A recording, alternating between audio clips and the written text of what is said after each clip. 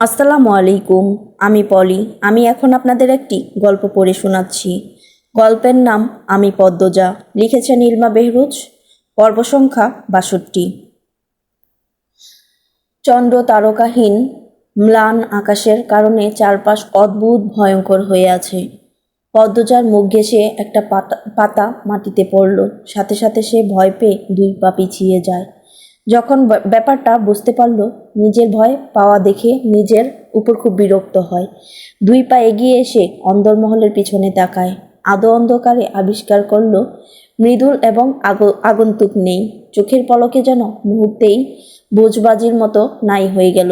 পদ্মজার মস্তিষ্ক সাবধান হয়ে উঠল। মৃদুলের মধ্যে ঘাপলা আছে ভাবতেই ইচ্ছে করছে না, কিন্তু এই মুহূর্তে দাঁড়িয়ে সে সব কিছু ভাবতে পারে। সব কিছু। পদ্মজা তার পরিকল্পিত পথ ধরে হাঁটা শুরু করলো। মনে মনে প্রশ্ন ঘুরপাক খাচ্ছে। মৃদুল জঙ্গলের ভেতরে ঢুকে নিত, আর দীর্ঘদেহী ঝাঁকড়া চুলের আগন্তুকও কি সাথে রয়েছে? পদ্মজা এক হাতে ছুরি নিল, অন্য হাতে রামদা। তার চোখের দৃষ্টি প্রখর, চারপাশ চোখ বুলিয়ে সাবধানে এক পা করে এগুচ্ছে। নিঃশ্বাস যেন আটকে আছে। এই বুঝি কেউ আক্রমণ করে বসলো। সেদিন যতটুকু এসেছিল সে ঠাউর করে করে নিরাপদভাবে ঠিক ততটুকুই চলে আসে। পদ্মজা সামনে বড় বড় গাছপালা ডালপালায় মেলে দাঁড়িয়ে আছে। ভুতুড়ে পরিবেশ। পদ্মজা কেন জানি নিশ্চিত আজও কেউ থাকবে এখানে, অজানা রহস্য জাল পাহারা দেওয়ার জন্য। আর আশেপাশেই আছে সেই গুপ্ত রহস্য জাল। পদ্মজার শিরায় শিরায় প্রবল উত্তেজনা বয়ে যায়। কয়েকটা গাছ পেরিয়ে সে থমকে দাঁড়ালো। একটা শব্দ ভেসে আসছে কানে। পদ্মজা দুরু দুরু বুকে শব্দোচ্ছল লক্ষ্য করে তাকালো। কিছুটা দূরে একজন লোক উবু হয়ে বসে আছে, সম্ভবত প্রস্রাব করছে। পদ্মজা প্রস্তুত হয়ে লোকটিকে পেছন থেকে আক্রমণ করার জন্য, কিন্তু অগত্যা কারণে তার হাত কেঁপে উঠল। সে কাউকে প্রাণে মারতে পারবে না, সেই সাহস হচ্ছে না। একটা খুন করেছে ভাবলেই তার গা কেঁপে ওঠে। সেদিনের খুনটা তার নিজের অজান্তেই হয়ে গিয়েছে। সে যেন ছিল অন্য এক পদ্মজা। সেই পদ্মজাকে সে নিজেও চিনত না। পদ্মজা অস্থির হয়ে কিছু একটা খোঁজে। লোকটা উঠে দাঁড়ায়। পদ্মজা দ্রুত একটা গাছের আড়ালে লুকিয়ে পড়ে। আড়াল থেকে উঁকি দিয়ে রুদ্ধশ্বাসে তাকিয়ে থাকে লোকটির দিকে। লোকটির মুখ অস্পষ্ট, অবয়ব শুধু স্পষ্ট। দুলকি চালে এদিকে এগিয়ে আসছে। পরনে লুঙ্গি ও সোয়েটার পরা, মাথায় টুপিও রয়েছে। লোকটার হাঁটা দেখে মনে হচ্ছে না সে টের পেয়েছে অন্য কারো উপস্থিতি। তবুও পদ্মজার নিঃশ্বাস আটকে যায়। সে রামদা শক্ত করে ধরল। লোকটি তার কাছে আসতেই সে শরীরের সবটুকু জোর দিয়ে মাথায় আঘাত করে। লোহার রামদার এক পাশের আঘাতে লোকটি লুটিয়ে পড়ে মাটিতে, ঘুঙ্গানির শব্দ করে। হাত পা দাপড়াতে থাকলো। সেকেন্ড কয়েক পরই দেহ নিস্তেজ হয়ে যায়। পদ্মজার বুক ফুঁড়ে নিঃশ্বাস বেরিয়ে আসে। তবে লোকটাকে কাঁচা খেলোয়াড় মনে হলো। এক আঘাতেই কুপোকাত। পদ্মজা একবার ভাবল টর্চের আলোয় লোকটার মুখ দেখবে। তারপর মাথায় এলো টর্চের আলো দেখে যদি উৎপাতা বিপদ তার উপস্থিতি টের পেয়ে এগিয়ে আসে। তাই আর টর্চ জ্বালালো না। সে নিথর দেহটিকে পিছনে ফেলে সামনে এগিয়ে গেল। বাতাসের শা শা শব্দ, ঝিঝি পোকার ডাক, আর অশরীরীর মতো দাঁড়িয়ে থাকা গাছপালা আর রাতের অন্ধকার বারবার পদ্মজার গা হিম করে দিচ্ছে। পদ্মজা প্রমোদগুণে নিজের মধ্যে সাহস জোগানোর চেষ্টা করছে। বড় বড় গাছপালা ফেলে সে খোলা জায়গায় এসে দাঁড়ালো। সামনে কোনো বড় গাছ নেই। জঙ্গলের মাঝে এরকম খোলা জায়গা কেন? এতে কি কোনো রহস্য লুকিয়ে আছে? একদমই খোলা তাও নয়। জংলি লতা পাতা রয়েছে, তবে একটু অন্যরকম। লতা পাতার মাঝে যোগ বা কোনো বিষাক্ত জীব থাকতে পারে। বিপদের কথা ভেবেও পদ্মজা ঝুঁকি নিল। সে পা বাড়ালো সামনে। কয়েক কদম এগোতেই জুতা বেদ করে কাটা ফুটে পায়ে। আঘাতে আবার আঘাত লেগেছে। ব্যথায় পদ্মজার কলিজা যেন ছিঁড়ে যায়। সে কাটা বের করার চেষ্টা করে। চোখ দিয়ে টপ টপ জল বেরোয়। রক্ত জবা ঠোঁট দুটি জলে ভিজে যায়। মৃদুল এদিক ওদিক দেখে বলল, লিখন ভাই, চলো চইলা যাই। অসহনীয় যন্ত্রণায় লিখনের কপালে বিন্দু বিন্দু ঘাম জমেছে। সেসবকে তোয়াক্কা করে সে বলল, পদ্মজার খোঁজ নিতে হবে আগে। মৃদুল বুঝতে পারছে না কি করবে সে। লিখনের হাত থেকে গল গল করে রক্ত বেরোচ্ছে। দুপুরে সে পূর্ণার সাথে দেখা করতে মোড়ল বাড়িতে গিয়েছিল। পূর্ণা চোখ মুখ ফুলে যা তা অবস্থা, অনেক কান্নাকাটি করে পদ্মজার জন্য। পূর্ণার আশঙ্কা করছে তার বোন ভালো নেই। মৃদুলেরও তাই মনে হয়। সে যেতেই পূর্ণা ঝরঝর করে কাঁদতে থাকলো। তখন লিখন শাহ আসে তার শুটিং শেষের দিকে। সপ্তাহখানেক পর ঢাকা ফিরবে, তাই পূর্ণাদের সাথে দেখা করতে এসেছিল। পূর্ণাকে ওভাবে কাঁদতে দেখে লিখন বিচলিত হয়ে পড়ে। তারপর প্রশ্ন করে, বিস্তারিত জানতে পারে। লিখন হাওলাদার বাড়িতে আসতে চাইলে মৃদুল না করলো। সে বলল ঢুকতে দিবে না। লিখন মৃদুলের কথা শুনে না, চলে আসে হাওলাদার বাড়িতে। পিছু পিছু আসে মৃদুল, কিন্তু দুর্ভাগ্যবশত দারোয়ান গেটের ভিতরেই ঢুকতে দিল না লিখনকে। তখন মৃদুল লিখনের সাথে পরিকল্পনা করলো তারা বাড়ির পেছনের ভাঙা প্রাচীর পেরিয়ে বাড়ির ভেতর ঢুকবে। লিখন প্রথম রাজি না হলেও পরে রাজি হলো। সে চিন্তিত হয়ে পড়েছে। পদ্মজার খোঁজ নেই কথাটা সে ভাবতেই পারছে না। এত এত বয়সে এসেও সে একটা মেয়ের জন্য এত ব্যাকুল হয়ে পড়েছে, তাও বিবাহিত মেয়ে। এমন মেয়েকে ভালোবেসে ব্যাকুল হওয়া তো সমাজের চোখে খারাপ। এই সমাজের জন্যই সে পদ্মজার থেকে নিজের এত দূরত্ব রাখে, যাতে কোনো খারাপ কথা, কোনো দুর্নাম পদ্মজাকে ছুঁতে না পারে। পদ্মজা যেন অসুখী না হয়। সে পদ্মজার নাকি 4 দিন ধরে খোঁজ নেই। মৃদুল দেখা করতে চাইলে তাও করতে দেওয়া হচ্ছে না। লিখনের মাথার রগ রগ ধপধপ ধপধপ করতে থাকে। আদার নামতেই দুজনে হাওলাদার বাড়ির পিছনের ভাঙা প্রাচীর দিয়ে বাড়ির সীমানায় ঢুকে পড়ে। বাড়ির পিছনে যে জঙ্গল, সেই জঙ্গল সহ পুরো বাড়ির সীমানা মিলিয়ে চারিদিকে গোল করে প্রাচীর দেওয়া।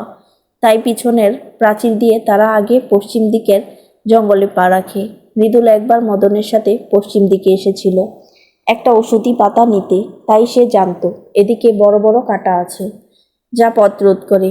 এজন্য সে রামদা নিয়ে এসেছে, যা লিখনের হাতে ছিল।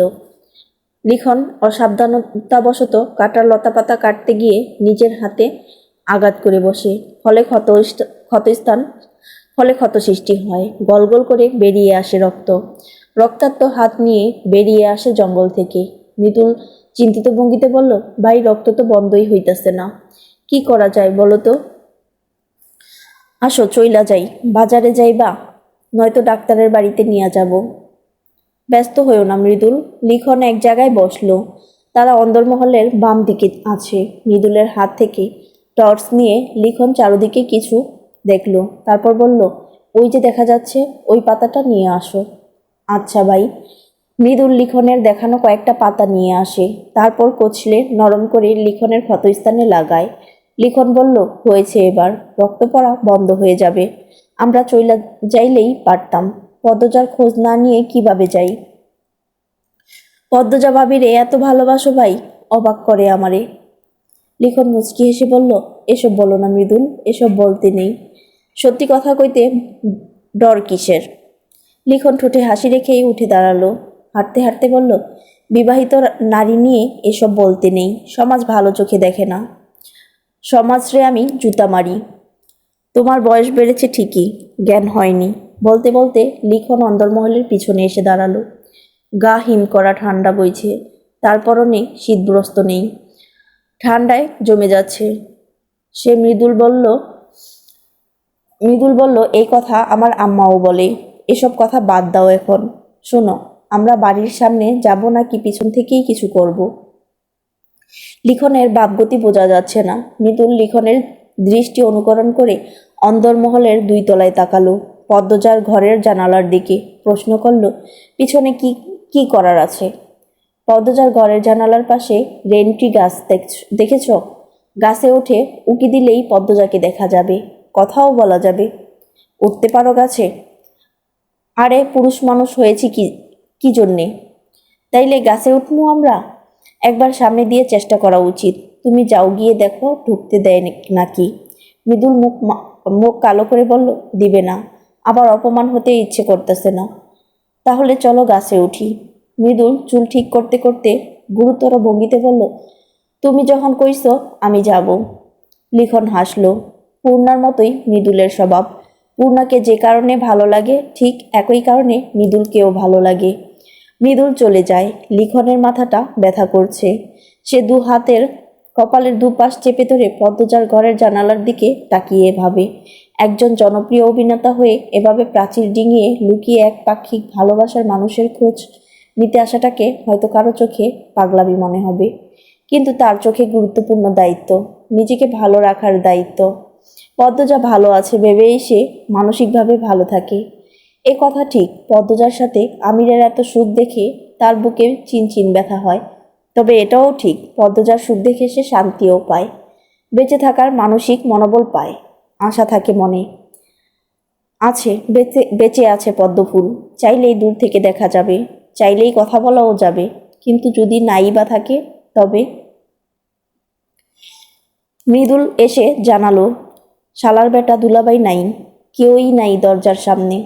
লিখন বলল, তাহলে চলো, সামনে দিয়েই যাই। আমারও কেমন লাগছিল এভাবে লুকিয়ে বাড়ির পেছন দিয়ে। লিখন হাসলো, ম্লান হাসি। সে এগিয়ে গেল, সাথে মৃদুল। দুজন অন্তর্মহলে প্রবেশ করলো নির্বিঘ্নে, কোনো বাধা আসেনি।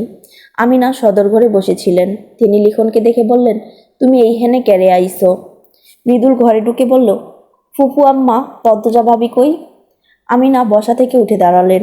মৃদুলের কাছে এসে আদুরে গলায় বললেন, কই আসিলি বাপ? তোর ফুপাই বক্সে বইলা চইলা যাবি কেন? আমি তোর ফুপু আম্মা আসি না? তুই এইখানেই থাকবি, যতদিন ইচ্ছা থাকবি। মৃদুল কপালে ভাঁজ সৃষ্টি করে বলল, দূর, বাদ দাও এসব কথা।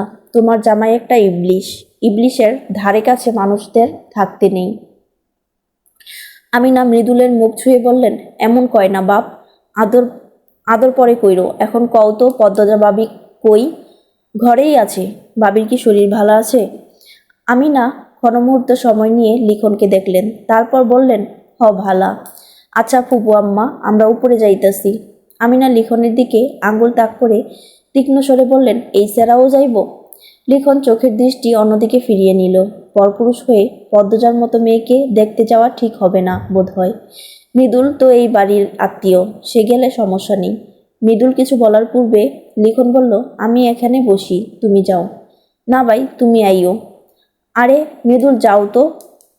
মৃদুল সিঁড়িতে পা রাখলো। আমিনা ভাবছেন, পদ্মজা তো ঘরেই আছে, বাড়িতে কোনো পুরুষ নেই।